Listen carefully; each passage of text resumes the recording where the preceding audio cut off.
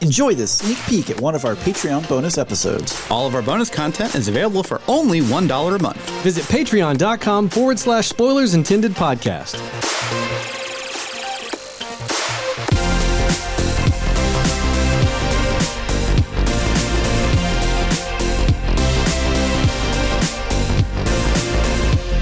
Hello, and welcome to a very special bonus episode of Spoilers Intended. We are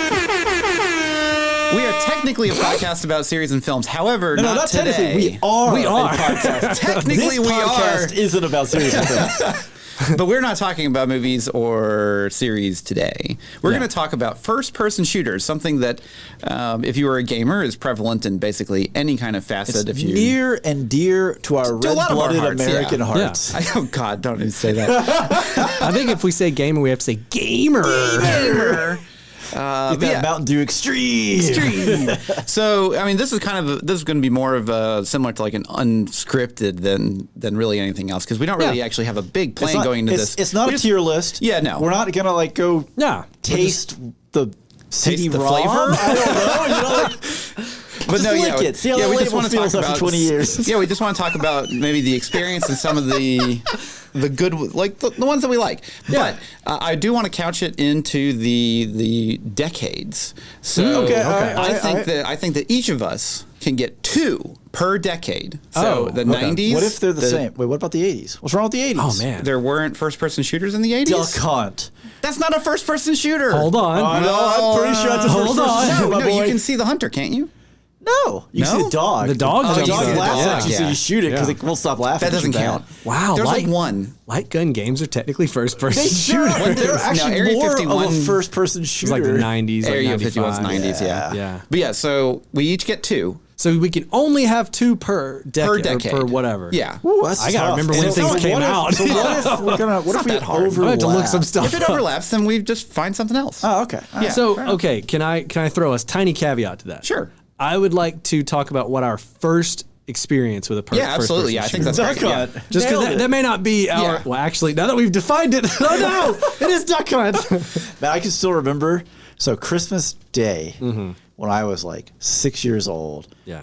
we got an NES. Yeah. And my parents had the brilliant idea that it was my dad's, Yeah. not Yeah, my sister so I's. you we would wouldn't fight over, yeah. And we were at my grandparents. And I remember they got it set up, they got plugged in, they got turned on. I remember my grandfather sitting in this ratty chair right up against the little 13-inch TV screen, Yeah. CRT, with the little light gun in his hand, drinking his beer with his unlit cigar, right there so he could chew on it, cussing at these ducks, man. Just cussing at these ducks.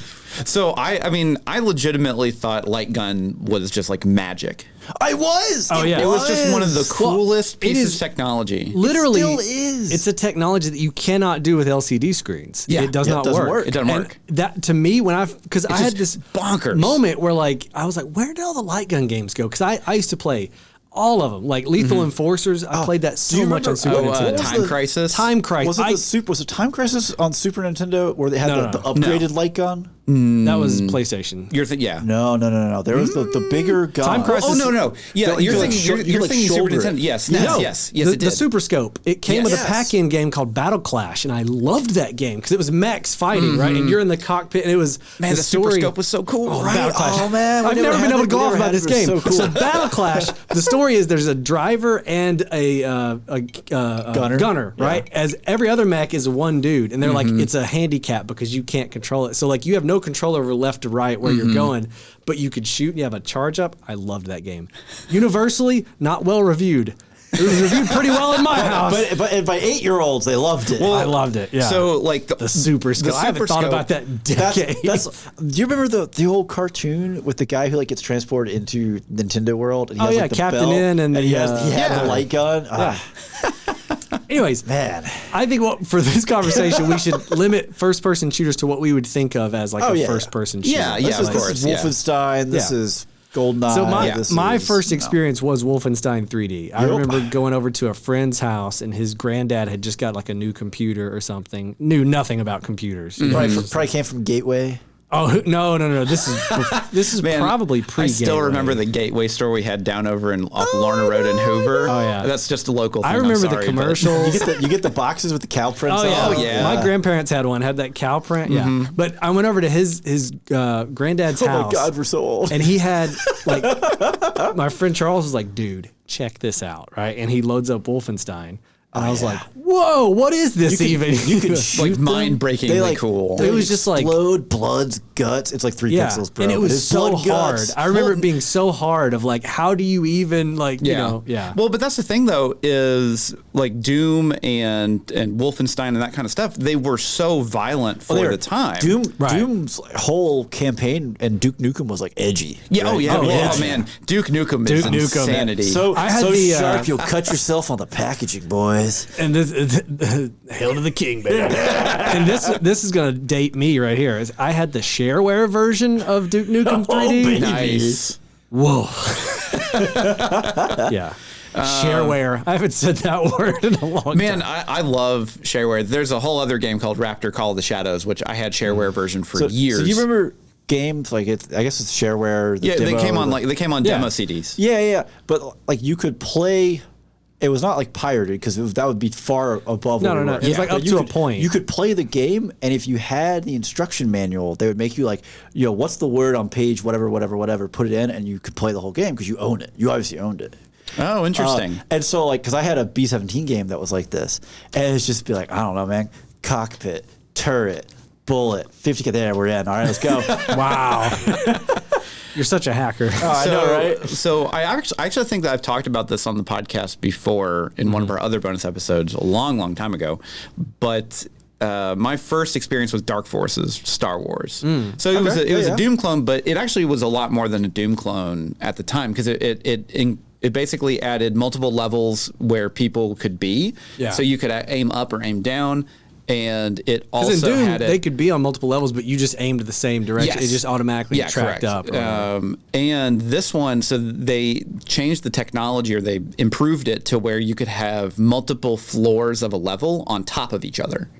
So instead of Doom levels being basically spread out in a basically single direction in any direction that you could go. Right, yeah. You could actually have like stairs on top of stuff that doubled back on each other, which led for really good puzzles. Yeah. And that was kind of one of the big like selling points of it. But it was Star Wars. What year was that? 1995, 96, I think. Okay, and so we got Wolfenstein. I may be wrong. Yeah. We've got Dark Forces. Okay. All right. What about you? I'll look it up. Duck Hunt. I mean, that's a great choice. That's the 80s. I'm sticking to count. it. Hogan's Alley. Stick to my guns. My light guns. No, Descent. Oh, wow. It was Did y'all 95. 95. Yeah, so Descent was also 95. And it was, you were in like a little... like a... I don't know what to call Spaceship. it. Spaceship, but you were going underground. And so you're going through levels. So it was tunnels. Full 3D. You could like rotate back and turn, and you have to shoot other flying objects or whatever. I remember playing it on my uncle's computer with a flight stick. Oh, like you could not play that game without a flight stick because it was true 360. Like you go. I thought it was one of the down. coolest things to have a joystick when I was playing. Do you remember the era where it's like, what do you mean you don't have a joystick? Right? And you had like all the extra like buttons on the side. Came with a joystick. What do you mean? It's 1996. How do you not have a joystick? But his had like the throttle on the side. Oh, You know, and you had all the buttons. Like, I just remember playing we didn't have the full version of Descent. I think it was another shareware where we had up until like I think the third level or something. Yeah, which I remember it's so hard. Granted, at that level, it didn't matter because of that age. You weren't getting past the third level anyways. Right. Yeah. The controls weren't good enough. You weren't refined enough yet. Yeah.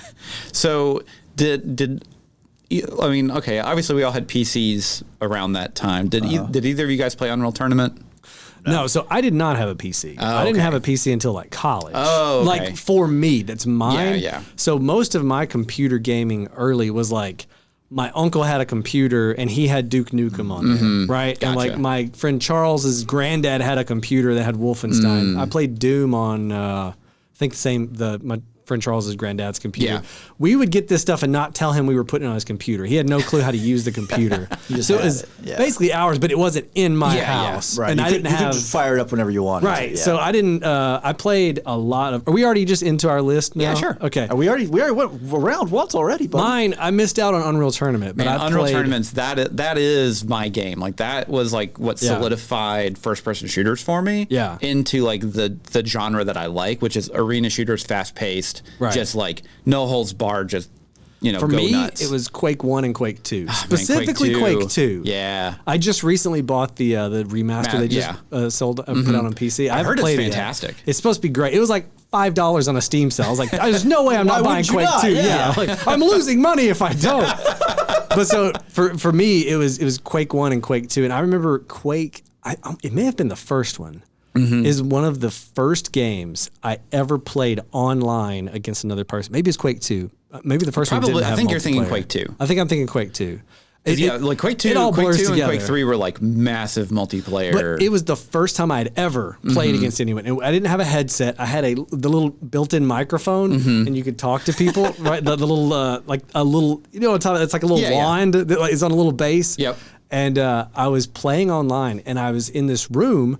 And I just kept waiting for people to come in, and I'd shoot them. And these people kept saying, he's camping. And I kept going like, what are you talking about? I'd never camping never heard the term. Didn't know what they meant. I thought, who's this guy that's camping? Like I would wander around the episode looking for a guy who was like, doing something that would resemble camping. And I'm going back to my room. I kept going back to that room and just hitting people with the rocket when they came in.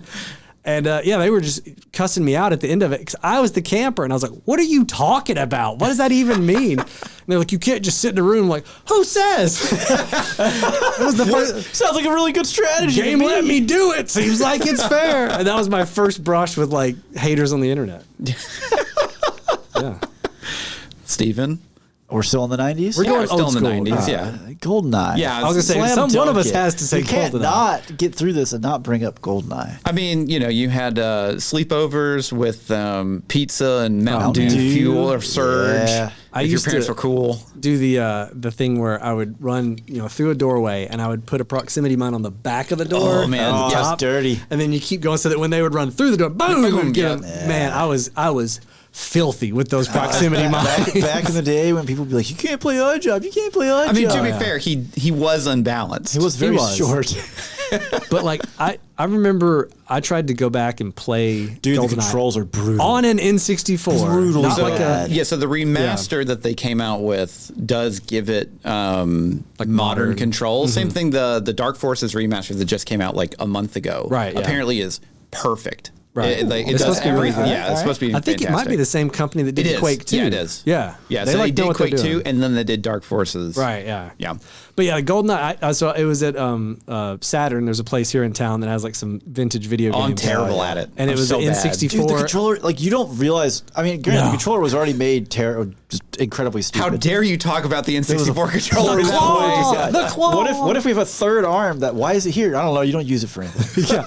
Well, like the camera is like, okay, what were we thinking? But like, how did I aim when I was a kid? I was just like, line them up, knock them down, baby. Yeah. Really? So one of my favorite things about the N64 controller. So if you're playing Shadows of the Empire, the Star Wars game that came out with the N64, I remember that. was it Dash Rendar? What was yeah, that? baby. But so you could get basically there's a debug code that you could like change to gravity and like was the what type of infinite weapons. Wampa Stampa? Yeah, so you have to like set up a whole bunch of stuff, but once you get in game, you have to basically hit like all these buttons in a specific order, and then basically push the joystick basically halfway to the right, halfway to the left, halfway to the right, and you can do that a couple times every time you hear like this little sound, and because the controller is so crazy, you had to like use all your fingers. And toes. Well, you had to use all your fingers, and I had to use my chin to move the joystick back and forth. Your parents come by. What are you doing, Andrew? I was like, I'm cheating. Don't worry about it. game. I'm playing it as it was. You got the joystick in your mouth.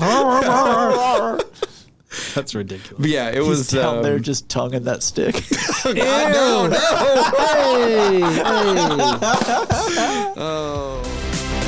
That was a preview of one of our Patreon bonus episodes. If you like what you heard, you can gain access to all of our bonus content for just $1 a month. Visit patreon.com/spoilers intended podcast.